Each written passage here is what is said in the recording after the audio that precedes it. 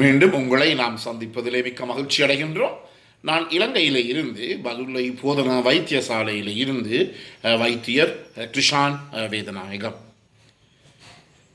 மாரடைப்பு நோய், heart attack அல்லது மயோகார்டியல் இன்ஃபாக்ஷன் பற்றி நாங்கள் பார்த்து கொண்டிருக்கின்றோம். 3 முக்கியமான காரணங்களின் கீழ் பல விடயங்களை பார்த்தோம். இன்று முக்கியமாக ஒரு விடயத்தை பற்றி பார்க்க போகின்றோம். அதாவது நான் முதலிலே சொன்னேன், அதாவது இந்த முடியுறு நாடிகளிலேயே ஏற்படுகின்ற தடை பிளாக் காரணமாக அங்கு ஒரு இரத்த பாய்ச்சலானது தடைப்படுகிறது. அதை நாங்கள் மெக்கானிக்கல் ஆப்ஸ்ட்ரக்ஷன் என்று சொல்லுவோம். எனவே இதன் காரணமாக மாரடைப்பு நோய் ஏற்படுகிறது.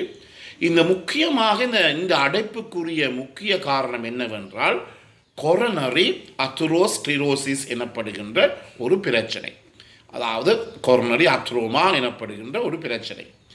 இங்கு இந்த கட்டி எவ்வாறு உருவாகிறது என்பதை பற்றி நான் கொஞ்சம் உங்களுக்கு சொல்ல வேண்டும்.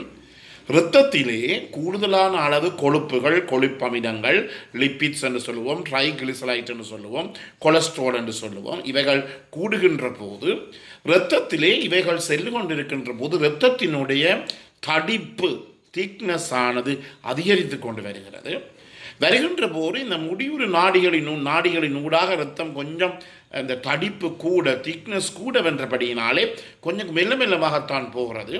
மெல்ல மெல்லமாக போகின்ற போது அந்த இடத்திலே ஒரு ரசாயன தாக்கம் அல்லது ரசாயன மாற்றம் ஏற்பட்டு அந்த இடத்திலே பல பொருட்கள், கொழுப்புகள் சேருகிறது. அதே நேரத்திலே உடலிலே இருக்கின்ற இந்த வெண்குருதி சிறுதுணிக்கைகளுடைய ஒரு வகையாக இருக்கின்ற இந்த மேக்ரோஃபேஜஸ் எனப்படுகின்ற கிருமிகளை விழுங்கி அழிக்கின்ற கலங்கள் சேருகிறது. அதே நேரத்திலே அந்த இருதயத்தினுடைய அந்த முடியுறு நாடிகளிலே இருக்கின்ற இந்த தசை நார்களும் சேருகிறது. எனவே 3ம், இந்த கொழுப்புகள், இந்த மேக்ரோஃபேஜஸ்கள், அதே நேரத்தில் இந்த தசை நார்கள் 3ம் சேர்ந்து அந்த இடத்திலே ஒரு கட்டி மாறி உருவாகிறது.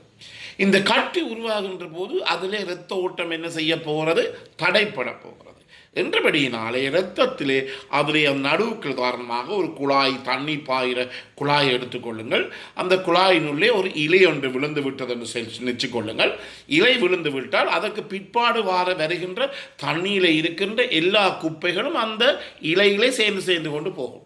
அதே போல தான் இந்த முடியுறு நாடிகளில் ஏற்பட்ட இந்த கட்டியானது அப்படியே இரத்த ஓட்டத்தை தடை செய்து கொண்டிருக்கின்ற போது அதன் ஊடாக திருப்பி இரத்தம் வருகின்ற போது அந்த இரத்தத்தில் இருக்கிற கொழுப்புகள் எல்லாம் இதனோட சேர்ந்து எங்களுக்கு இந்த மாரடைப்பு அல்லது மாரடைப்புக்குரிய அறிகுறியான நெஞ்சினோ எப்போது ஏற்பட போகிறது என்றால் இந்த முடியுறு நாடிகளினுடைய விட்டம் அல்லது ஓட்டை என்று சொல்லலாம், அல்லது ஹோல் என்று சொல்லலாம். இந்த விட்டமானது சராசரி விட்டத்தை விட 50% குறைகின்ற போதுதான் எங்களுக்கு இந்த குணங்குறி, அதாவது மாரடைப்பினுடைய குணங்குறியான நெஞ்சு வலி, அத்துடன் சம்பந்தப்பட்ட பல பிரச்சனைகளும் ஏற்பட போகிறது. எனவே இந்த முடியுறு நாடிகளுடைய விட்டம் 50% குறைவடைகின்ற போதுதான் அங்கு ஒரு பாரதூரமான பிரச்சனை ஏற்பட ஆரம்பிக்கின்றது. எனவே ஒருவருக்கு இந்த மாரடைப்பு நோய் ஏற்பட்டிருக்குமாக இருந்தால் அங்கு கட்டாயமாக நாங்கள் என்னத்தை அறிந்து கொள்ள வேண்டும்? இந்த முடியுறு நாடிகளிலே உள்ளுக்கு இருக்கிற விட்டம் அல்லது அந்த ஓட்டை அல்லது அந்த ஓல் 50% பிளாக்காக இருக்குது, தடைப்பட்டு இருக்கிறது. இது அனைவருமே விளங்கி கொள்ள வேண்டும். ஏனெனில் பல பேர் தொலைபேசியின் மூலமாக தொடர்பு கொண்டு பல விடயங்களை பற்றி பேசினார். என்றபடியால் தான் இது கொஞ்சம் கூட என்றாலும் பரவாயில்ல, இதை பற்றி நான் என்று சொல்ல விரும்பினேன். இதற்கு மேலதிகமாக இந்த கட்டி கொஞ்சம் பெருசாகி அதில் எல்லா கொழுப்புகள், எல்லா இந்த மேக்ரோஃபேஜஸ்கள், இந்த முடியுறு நாடிகளில் இருக்கிற எல்லா விதமான தசை நார்களும் அந்த இடத்திலே சேர இந்த கட்டி பெருசாகி ஒரு நேரத்திலே இந்த கட்டி வெடிக்கும், ரப்சர் ஆகும், வெடித்தால் இது இன்னும் இருக்கிற பிரச்சனைக்கு மிக பாரதூரமான பிரச்சனையை கொடுக்கும்.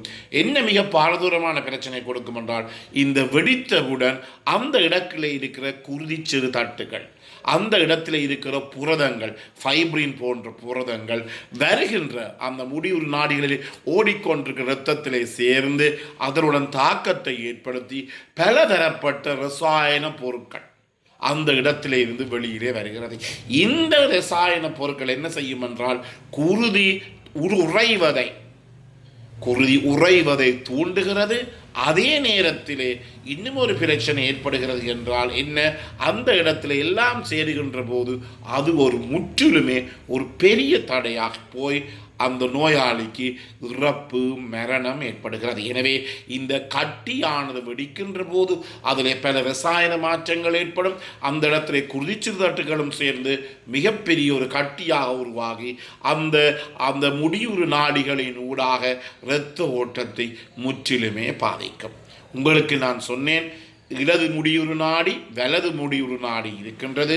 இடது முடியுறு நாடி தான் எங்களுடைய உடலிலே இருக்கின்ற இருதயத்தினுடைய 2/3 பகுதிக்கு இருதயத்தினுடைய 2/3 பகுதிக்கு இரத்தத்தை கொடுக்கின்றது. எனவே இந்த இடது முடியுறு நாடிகளிலே ஏதாவது ஒரு பிரச்சனை போனால் அவ்வளவுதான் அந்த நோயாளிக்கு இறப்பு அல்லது மரணம் ஏற்படும். எனவே இவையெல்லாம் மிக மிக முக்கியமான விடயங்களாக இருக்கின்றது. இதன் காரணமாகத்தான் இந்த கொரோனரி அத்ரோஸ்க்ளிரோசிஸ் எனப்படுகின்ற இந்த கொழுப்பமிலங்கள், மேக்ரோஃபேஜ்கள், அதே நேரத்திலே இந்த எங்களுடைய உடலில் இதயத்திலே இருக்கின்ற தசை நார்கள், அதாவது ஸ்மூத் மசில் என்று சொல்லுவோம், தசை நார்கள், இவை சேர்ந்து அதற்கு மேலதிகமாக அவை உடைகின்ற போது அதிலே குருதிச்சிறுதட்டுகள், பிளேட்லெட் எல்லாம் போய் அதில் இருந்து பல புரதங்கள் தொழிற்பட்டு, ஃபைப்ரின் போன்ற புரதங்கள் தொழிற்பட்டு ஏற்படுத்தப்பட்ட இந்த தடையானது ஒரு பெரிய தடையாக இருக்கின்றது.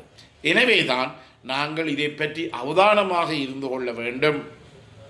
முதல்ல சொன்னது போல எங்களுடைய இந்த கொழுப்பு, லிப்பிட்ஸ், ட்ரைகிளிசரைட், கொலஸ்ட்ரால், இவையெல்லாம் மிக முக்கியமான பாகத்தை இந்த இடத்திலே வகிக்கின்றது. என்றபடியால் இவற்றை நாங்கள் கட்டுப்பாட்டுக்குள் வைத்திருக்க வேண்டும். அதே நேரத்தில் எப்போது நாம் இந்த கொலஸ்ட்ராலையோ அல்லது ட்ரைகிளிசரைடையோ அல்லது லிப்பிட்ஸையோ நாங்கள் எப்போது எங்கள் இரத்தத்திலே பரிசோதித்து பார்க்க வேண்டும் என்றால் இதற்கு ஒரு விதமான வயது எல்லை கிடையாது. உங்களுக்கு தெரியும், இந்த சிறு பிள்ளைகளுக்கு சிறுநீரகத்தில் ஏற்படுகின்ற இந்த புரதம் சிறுநீரிலே போகின்ற ஒரு வருத்தம், அதை நாங்கள் நெஃப்ரோட்டிக் சிண்ட்ரோம், நெஃப்ரோட்டிக் வருத்தம் என்று சொல்லுவோம்.